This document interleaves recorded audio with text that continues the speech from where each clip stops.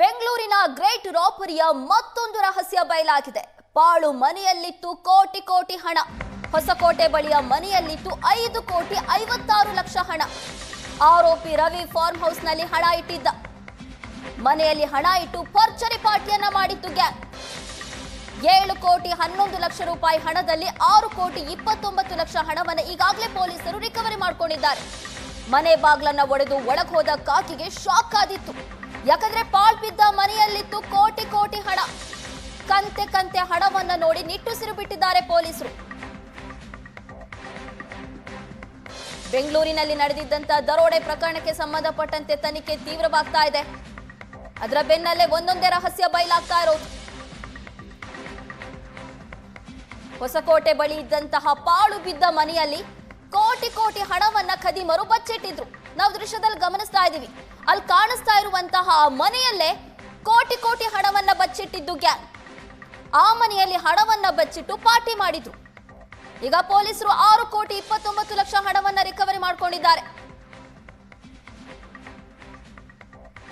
ಈಗಾಗಲೇ 4 ಜನ ಆರೋಪಿಗಳನ್ನ ಕೂಡ ಪೊಲೀಸರು ಬಂಧಿಸಿರೋದು.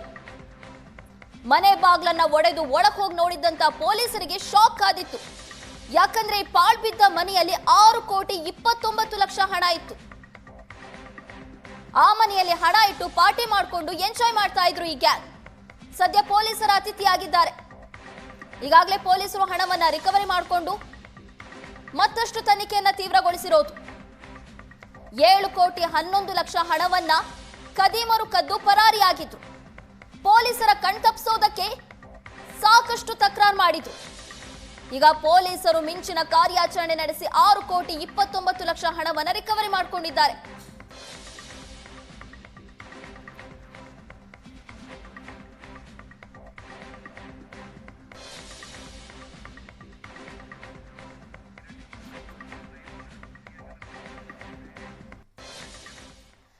ಈ ಬಗ್ಗೆ ಹೆಚ್ಚಿನ ಡೀಟೇಲ್ಸ್ ಅನ್ನ ಕೊಡ್ತಾರೆ ನಮ್ಮ ಪ್ರತಿನಿಧಿ ಕಿರಣ್. ನಮ್ಮ ಜೊತೆ ನೇರ ಸಂಪರ್ಕದಲ್ಲಿದ್ದಾರೆ. ಕಿರಣ್, ಬೆಂಗಳೂರಲ್ಲಿ ಏನ್ ರಾಬರಿ ನಡೆದಿತ್ತು ಅದು ಇಡೀ ರಾಜ್ಯವನ್ನೇ ಬೆಚ್ಚಿ ಬೀಳಿಸಿತ್ತು.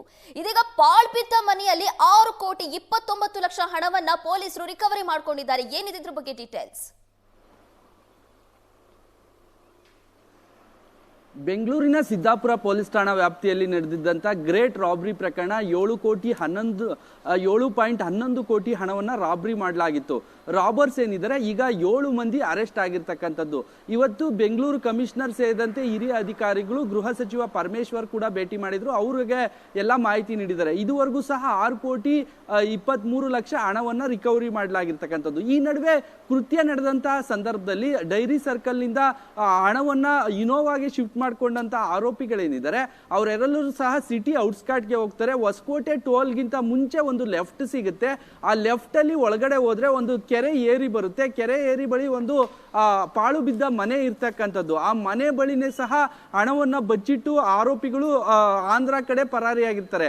ಈ ನಡುವೆ ಆರೋಪಿಗಳನ್ನ ಹಿಡಿದ ಸಂದರ್ಭದಲ್ಲಿ ಮುಖ್ಯವಾಗಿ ಏನಂದ್ರೆ ಜೇವಿಯರ್ ಆಗಿರ್ಬೋದು, ಗೋಪಿ ಆಗಿರ್ಬೋದು, ಅಣ್ಣಪ್ಪ ನಾಯಕ್, ಇವು 3 ಮಂದಿಯನ್ನ ಅರೆಸ್ಟ್ ಮಾಡ್ತಾರೆ. ಮತ್ತೆ ರವಿ ಸೇರಿದಂತೆ ಈಗ ಒಟ್ಟು 7 ಮಂದಿಯನ್ನ ಅರೆಸ್ಟ್ ಮಾಡಿ ಬೆಂಗಳೂರಿಗೆ ಕರೆತರ್ತಾರೆ. ಬೆಂಗಳೂರಿಗೆ ಕರೆತರೋ ಸಂದರ್ಭದಲ್ಲಿ ಎಲ್ಲಿ ಹಣ ಇಟ್ಟಿದ್ದೀರಾ ಅಂತ ಹೇಳಿ ವಿಚಾರಿಸಿದಾಗ ಹೊಸಕೋಟೆ ಬಳಿಯಲ್ಲಿರ್ತಕ್ಕಂಥ ಒಂದು ಕೆರೆ ಬಳಿ ಇರ್ತಕ್ಕಂಥ ಒಂದು ಪಾಳು ಮನೆಯಲ್ಲಿ ಹಣ ಇಟ್ಟಿದೀವಿ ಅಂತ ಹೇಳ್ತಾರೆ. ಆ ಪಾಳು ಮನೆಯ ಓಪನ್ ಮಾಡಿದ ಸಂದರ್ಭದಲ್ಲಿ ಅಲ್ಲಿ 5,56,00,000 ಹಣ ಈಗ ಬೆಂಗಳೂರು ದಕ್ಷಿಣ ವಿಭಾಗ ಪೊಲೀಸರು ರಿಕವರಿ ಮಾಡಿರ್ತಕ್ಕಂಥದ್ದು. ಮುಖ್ಯವಾಗಿ ಏನಂದ್ರೆ ಕೋಟಿ ಕೋಟಿ ಹಣವನ್ನ ಎತ್ಕೊಂಡು ಆರೋಪಿಗಳೆಲ್ಲರೂ ಸಹ ಪರಾರಿಯಾಗ್ತಾ ಇರ್ತಾರೆ. ಯಾವಾಗ ಪೊಲೀಸರು ಚೇಸ್ ಮಾಡ್ತಾ ಇದ್ದಾರೆ ಅಂತ ಗೊತ್ತಾಗುತ್ತೆ, ಹಣವನ್ನ ಬಚ್ಚಿಟ್ಟು ಅವರು ಇನೋವಾ ಕಾರ್ನಲ್ಲಿ ಆಂಧ್ರದ ಚಿತ್ತೂರಿನ ಕಡೆ ಪರಾರಿಯಾಗಿರ್ತಾರೆ. ಅಲ್ಲೂ ಸಹ ಸಾಕಷ್ಟು ಹುಡುಕಾಟ ನಡೆಸ್ತಾ ಇರ್ತಾರೆ. ಪೊಲೀಸರು ಬೆನ್ನು ಬಿದ್ದಿರ್ತಾರೆ. ಸುಮಾರು 11 ಟೀಮ್ಗಳು, ಸುಮಾರು 200ಕ್ಕೂ ಹೆಚ್ಚು ಪೊಲೀಸ್ ಸಿಬ್ಬಂದಿ ಏನಿದ್ದಾರೆ ಈ ಗ್ರೇಟ್ ರಾಬ್ರಿ ಮಾಡಿದ್ದಂತ ಆರೋಪಿಗಳ ಹಿಂದೆ ಬಿದ್ದಿದ್ರಿಂದ ಏನ್ ಮಾಡೋದು, ಹಣ ಎಲ್ಲಿ ಬಚ್ಚಿಡೋದು ಅಂತ ಅವ್ರಿಗೆ ಐಡಿಯಾ ಉಳಿಯೋದಿಲ್ಲ.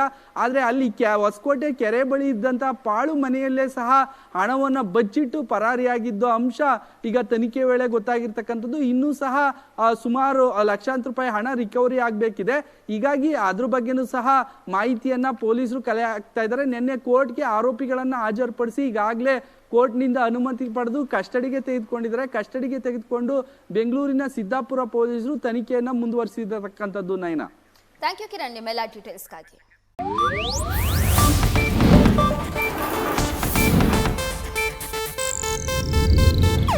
ಇದು ಏಷ್ಯಾನೆಟ್ ನ್ಯೂಸ್ ನೆಟ್ವರ್ಕ್ ಪ್ರಸ್ತುತಿ.